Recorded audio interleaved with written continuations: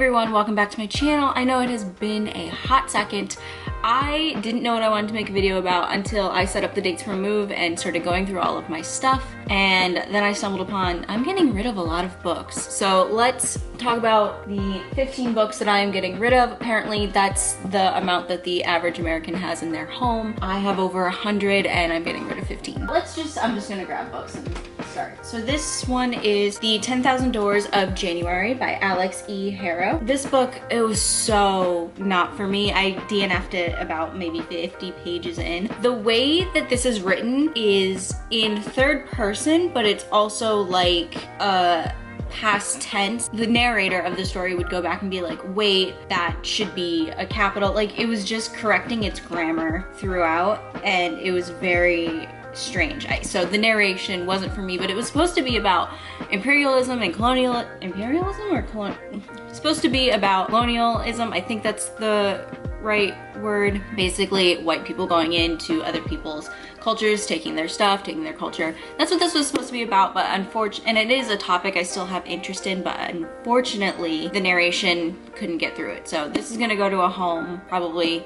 Hopefully someone enjoys it. The next one is You Are a Badass. This was given to me by someone. Now, here's the thing, I am not opposed to self-help books. I think that they can be very beneficial for a lot of people, but when it is an unsolicited gift, I think that that is so condescending and rude. So I was given this by someone who saw that I was struggling, but instead of like having a conversation with me and treating me like a person, they were like, here, this is a popular self-help book right now. So I never picked it up. And you know, I think if you pick this up for yourself, totally fine. If you found any kind of comfort or a little tidbit of information that helped you, great. I'm not interested in it. Next we have The Female Persuasion by Meg Wolitzer. This is a feminist work of literature. For me, this is about a young woman who is just starting college, and I picked this up the year after I had graduated college, so it felt like stepping back in time for me, and I am just in a different spot in my feminist journey than this person was. But if I would give this to a young woman who is just about to start college, maybe even late high school, and introduce them to the idea of feminism if they're not familiar with it. And it was just feminism from a point of view that I had already passed, and I was looking for something a bit more intersectional, which should always be there at the beginning, but I do think this is a good introduction. That's how I felt about this, and I was about halfway through before I was like, yeah, I feel like I don't have anything to gain from this book, but someone else might. So this is going to the indie bookstore. Another feminist book. This is Feminists Don't Wear Pink and Other Lies, Amazing Women on What the F Word Means to Them, curated by Scarlett Curtis. This is a compilation or an anthology book with a bunch of different celebrities, women celebrities, telling their stories, and it was a great read. I, however, don't foresee myself picking it up and rereading their stories, so I would like to pass this on to someone else who might like it. Next, this is a book that I brought up when I was like, I'm gonna read more nonfiction. Well, here's the thing, this is not the nonfiction book for me. So this is History of the World in 6 Glasses, Tom Standage. If you've been here for a while, you know that it talks about the history of the world through various coffee, tea, like wine, beer, Coca-Cola, the like. And it's so slow, and it's like 200 pages, and there was no human aspect to this. It was kind of just throwing, for a history book about people, it was just throwing out facts, and kind of the narration was in a way kind of like history teacher tries to justify a drinking problem.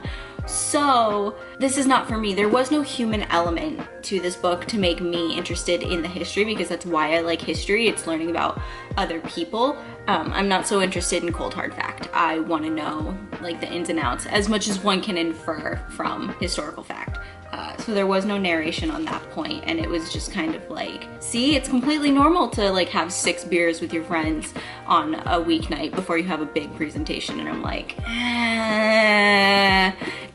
not for me. So if maybe someone will find this interesting, I sure as shit didn't. Next is The Help. I actually really enjoy this book. I think it's a good story. I don't foresee myself rereading it anytime soon, especially when I really enjoy the movie. So I think it's time to pass this off to someone in a used bookstore. So yeah. yes, this is going to the used bookstore, but not for any like negative reason like the previous one.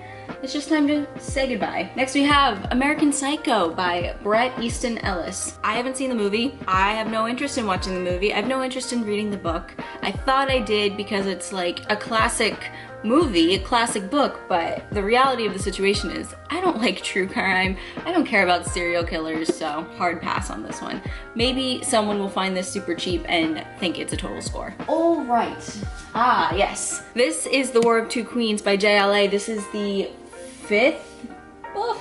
Sorry, I'm looking at the other From Blood and Ash books. This is the 5th book in the From Blood and Ash series, and the reason I'm getting rid of it is because I was so desperate to read it. I bought the paperback and the hardcover. The hardcover doesn't come out until May 24th, which is when it will be here for me. But yeah, this is going to a new home. Hopefully someone will find it secondhand and be excited that they don't have to pay full price for it because it is a new book. And this book actually, ooh, there's a chunk taken out of it. How did that happen? It must have fallen.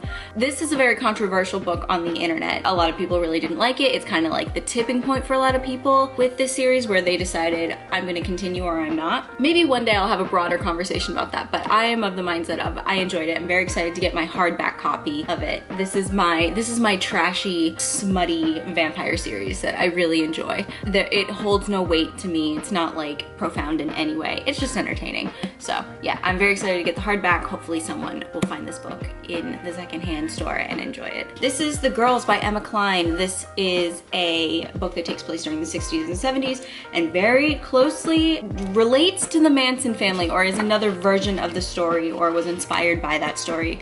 And like I said before, I have no interest in true crime. It gives me nightmares. I have very extreme chronic nightmares, not quite on the line of night terrors, but yeah, I just don't want to read about the murder of a bunch of people because some sicko decided it was interesting. I understand the interest in serial killers to an extent, but yeah, it's not entertaining for me. It's actually very anxiety inducing. Another book I read earlier this year, Matt Haig, The Midnight Library. This, much like the Female Persuasion, I believe that book was that I said earlier, I just feel like I was in a different place in my mental health journey than this book let on, was geared towards someone at an earlier spot in their mental health journey. So I don't foresee myself rereading it. I didn't really have anything to gain from it, but there were some good points in here that I really liked. So yeah, maybe someone else will find some comfort in this book, but it wasn't for me, and that's okay. Woman in the Green Dress by, I'm gonna say her name is Tia. It's spelled T though, T-E-A. I'm gonna say Tia Cooper. This is historical fiction. It takes place during World War I, which is a part of history that no one really talks about, but it was so incredibly slow. And the way that it would flip points of view and time period, I couldn't keep it straight in my head. It wasn't very gripping for me, but maybe someone will find interest in this. It's supposed to have magic in it too, but it just didn't do it for me, so maybe someone else will enjoy it. This is Ghost by Dolly Alderton. I picked this up thinking, oh, I'll get a book that wasn't recommended to me by Book Talk. This is a relatively new book. The first chapter had so many I'm not like other girls lines that I had to DNF. I was like, this is not the book for me. I don't want to read this, so this needs to go to a good home. It's got, I don't know what this stain is from on the back of the dust jacket because it stayed on my shelf, but yeah, this is not for me. This is the ultimate failing for me. I tried so hard. So when Stephen Hawking died, which by the way, this is a brief history of time by Stephen Hawking, I was like, I'm aware that this guy is a physicist. Cool. Like, it just held no weight, and I wanted to try my hand at like reading down the dumbed down version of physics. And I should have known by the fact that I took physics twice in high school and I didn't do well either time. I barely passed. So yeah, this book is not for me. You can tell me, you can dumb it down, you can show me visual representations of physics. The math does not go into my brain. I am far more English history, and that's okay, that's my strong suit. This is not. I tried, and therefore no one can judge me, but this doesn't need to stay with me as a reminder of my shortcomings. The Lost Apothecary by Sarah Penner. This one has a little signed plate in here. Here's the thing. This book had me gripped for 2/3 of it, and then I hated the ending. So it's not staying with me. In case you're curious about what it's about, it is a woman who runs an apothecary that creates poison for sexually abusive and just physically abusive, mentally abusive men. Women come in, they get a poison from this this woman who runs the apothecary, and they die, and they're rid of them. Something goes horribly, horribly wrong. She almost gets caught. That's what happens. But the thing is, the book runs on magical realism, so there's not complete magic. It's more like a realistic show of witchcraft and how it works with like the different herbs, and they do this and blah blah blah. So when the ending had like switched and went more ghosts, it didn't make sense for me. So yeah, this book was not for me. It was 2/3 of it were good, so maybe someone will find all of it good. Unfortunately for me, wasn't the case. The Four Agreements. This kind of goes, if you're familiar with the idea of The Secret or manifesting, that's kind of what this deals with. I got this from my dad. I thought I was going to be super into it, and it just kind of, it goes along with self-help books. I think that that's just not a way for me to process my feelings, is through self-help books, especially because for me a lot of reading is about escapism, and it didn't inspire me. It felt very preachy, so I don't know. I know a lot of people really like this book and that they've found it extremely useful. I, however, am not one of those people. This is Max Blaze, Regeneration by Stephen M. Gondry Lewis. I bought this because I saw someone on an author on TikTok, and they were like, oh, my book came out, and I had never read sci-fi before. I'm pretty much strictly fantasy, and this made me realize that I am strictly fantasy. I do not like sci-fi. I don't like dystopian, although there are many tropes that cross over into both genres, which is why they're always shelved together. But for me, I like magic more than I like science. So this wasn't it for me. I don't necessarily care about space stories. It wasn't for me, but I feel really bad because this is a self-published book and someone poured their heart and soul into it, and it just, it didn't do it. And I feel so bad saying that because this is, like I said, it's someone's first book and they poured their heart and soul into it, but I didn't like it, and I'm so sorry, but it's just not the book for me. This is Queenie by Candace Carty-Williams. This is a very popular book. I think that this book brings up a lot of points about racism and sexism and not body positivity, but just like a body positive movement and a lot of fat phobia. But this girl, Queenie, is on a very self-destructive path, so the whole book is extremely negative.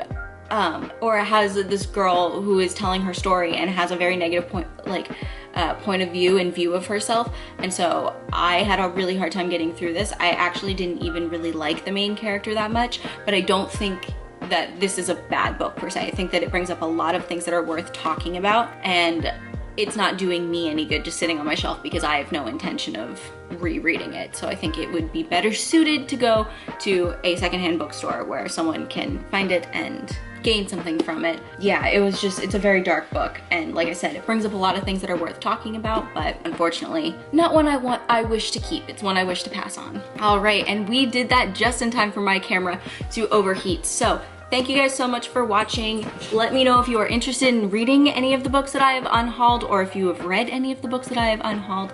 Let me know in the comments. Thank you so much for watching. Like I said, give this video a thumbs up and subscribe if you would like to. I am doing more decluttering and organizing videos as I get closer to moving. So yes, very soon, about 5 weeks before they pick up my stuff, and then another 5 weeks and I will be in Southern California. So yeah, big exciting things coming. I am going to be sure to vlog it, and I hope you all have a fantastic day, and stick around if you would like to see those. Okay, goodbye.